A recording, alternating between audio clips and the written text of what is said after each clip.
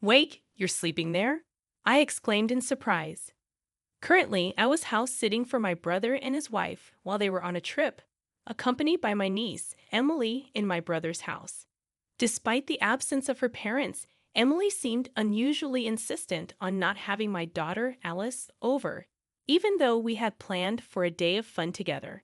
Instead, we spent the evening playing games and preparing dinner. As the night progressed, Emily's behavior became increasingly peculiar. She stuck close to me, her eyes darting around the room as if she were on guard against an invisible threat. When I finally confronted her about her strange demeanor, she insisted that everything was fine, although her actions suggested otherwise. When bedtime arrived, Emily surprised me by opening the closet door, revealing a neatly prepared set of bedding. Without hesitation, she crawled into the closet and lay down on the mattress inside. Stunned, I blurted out, "Wait, Emily, you're sleeping in there?" With a serious expression, she reassured me, "Yes, but it's okay. I'll leave it slightly open. If anything happens, I'll wake up right away." Attempting to conceal my bewilderment, I tentatively proposed, "Why don't we sleep together tonight?" After some persuasion, Emily reluctantly agreed and climbed into my bed. She inquired if it was permissible to keep the bedding in the closet, her chosen hiding spot. Although it only deepened the mystery, I consented. Curiosity piqued, I asked, "Why do you need a hiding place?" Emily, after extracting a promise from me not to laugh, whispered her response, "The monster is coming." Initially, I found her fear endearing, akin to a child's imaginative tale. However, the story that unfolded next shattered my skepticism. Emily trembled, clutching my arm. "The monster is very scary and clever. It only comes when Daddy is not here. Mommy says I can't leave the closet until she has driven the monster away. She always cries while she's doing it." I tried to help her once, but it was too scary when it pounded on the closet door. As I held the frightened Emily close, a sinking realization settled in. The monster, it seemed, was real. I was caught off guard by my sister-in-law's affair, and suddenly, her unfaithfulness seemed to manifest as this ominous presence in their lives. The evidence was before me. Emily's father's absence, her aversion to my daughter's presence, her watchful eyes on the windows and the front door. It all pointed to her genuine fear. My heart ached for sweet Emily and for my brother, who trusted his wife implicitly. Anger boiled within me, but my immediate concern was to reassure Emily. Gripping her hand, I offered a reassuring smile. "It's okay because Aunt Lily is here today.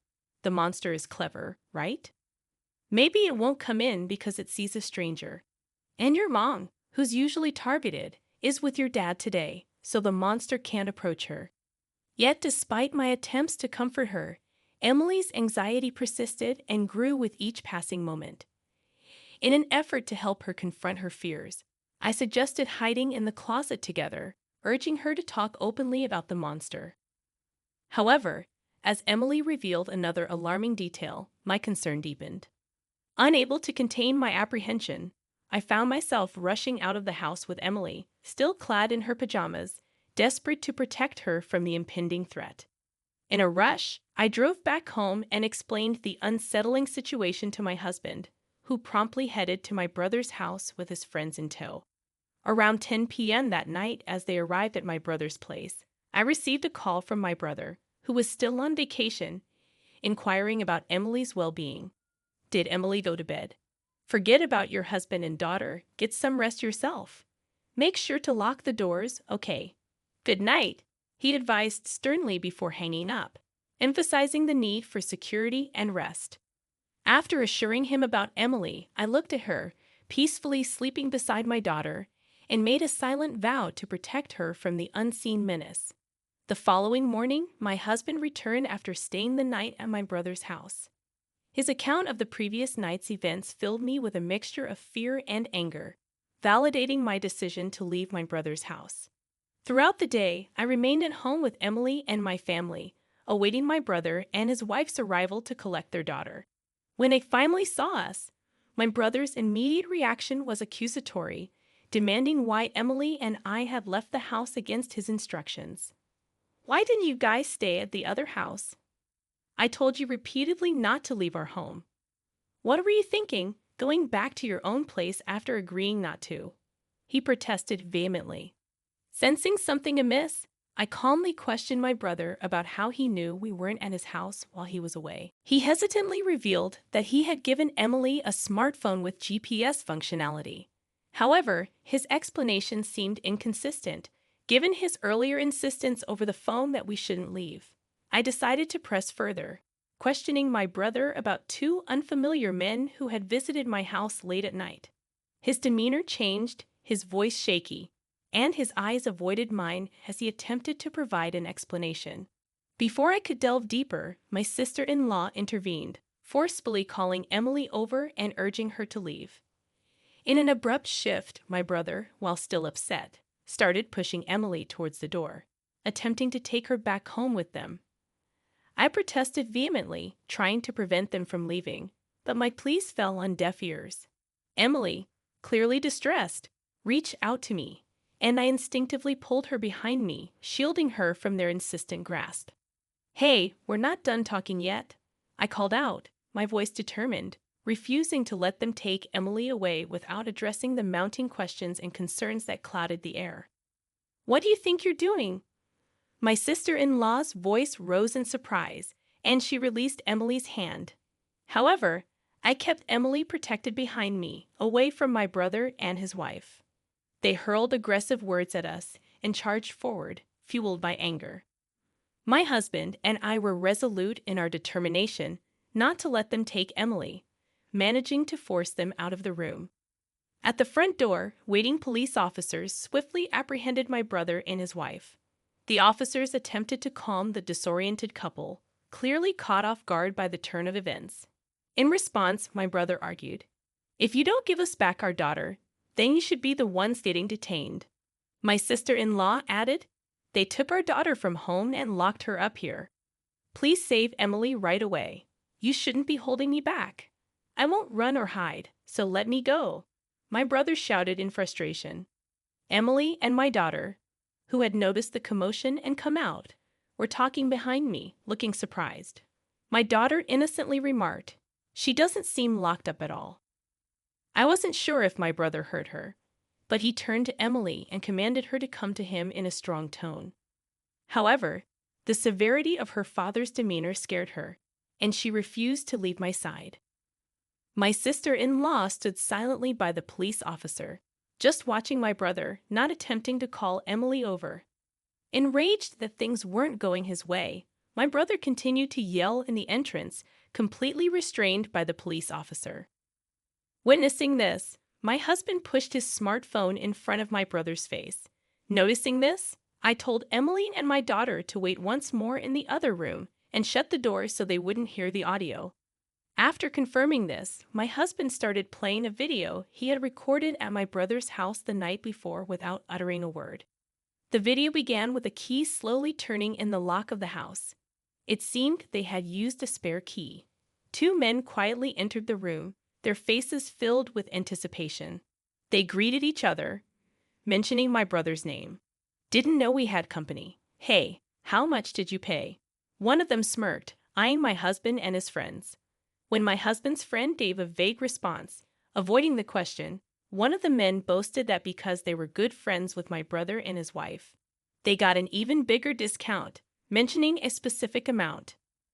They continued, "We're lucky we get to play with the kids today." The man's laughter was sinister. I couldn't see the screen, but the audio alone was enough to make my skin crawl. Afterwards, my husband's friend bombarded the men with questions, asking if they often came to this house and if they always came as a pair.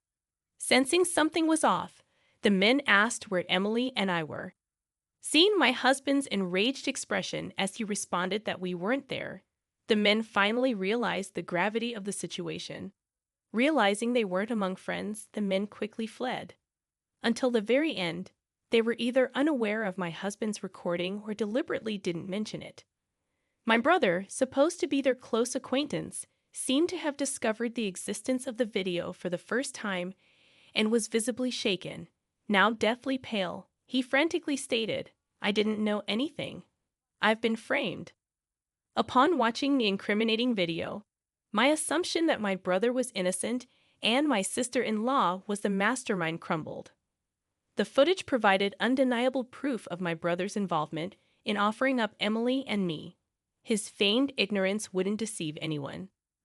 My brother was taken away by the police, while my sister-in-law pretended to be clueless about the situation. However, the police officer, having already heard Emily's testimony, asked her to accompany him for further questioning. Consequently, they both ended up in custody together. In subsequent police interrogations, my brother and his wife confessed to everything and were arrested.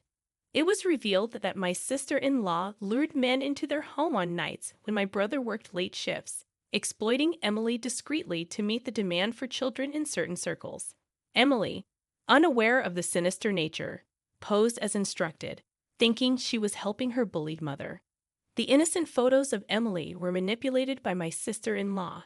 She developed the images and displayed them to customers, creating a bidding frenzy as if in an auction. Shockingly, she never sold the photos. She only lent them out. While this nefarious business had nothing to do with my husband and me, my brother, upon discovering his wife's illicit dealings, didn't reprimand her or protect his daughter. Unbelievably, he started gathering more customers, thinking it would increase revenue.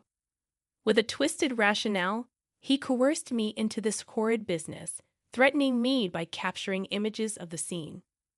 One day, when the neighbors were absent, they locked Emily and me in their house, exchanged the spare key for a hefty sum of money, and left town for an overnight trip, all to establish an alibi. However, what they didn't anticipate was Emily's courage. She had always obeyed my sister-in-law unquestioningly, but to protect me, she confided in me about the monsters, unknowingly shedding light on their nightmarish situation. That evening, upon learning about Emily's ordeal, I asked my husband to capture the images of these so-called monsters. The police swiftly acted on the information we provided. When we reported the situation, the police officer ensured Emily's safety from my brother and his wife. Subsequently, my brother and his wife were arrested on grave charges, including violations of child welfare laws and laws preventing child exploitation. Despite being first-time offenders, they couldn't escape imprisonment. The photos of Emily, taken over several years, were deemed highly malicious. Once an image was leaked on the internet, it could never be erased. I was utterly shocked when the police revealed this information to me. Fortunately, my sister-in-law hadn't digitized or sold Emily's photos, keeping them securely stored and preventing any leakage. The fact that my brother, who had always been kind and reliable, could turn into such a terrible person terrified me. Until that moment, we had been helping each other as we always had. The realization that I hadn't noticed this dark side of him haunted me. Regardless, I wanted them to face the consequences of their actions. After my brother and his wife were arrested, the individuals referred to as the monsters were also brought in for questioning by the police. They attempted to claim their innocence, arguing that their plans hadn't succeeded, and therefore they weren't guilty.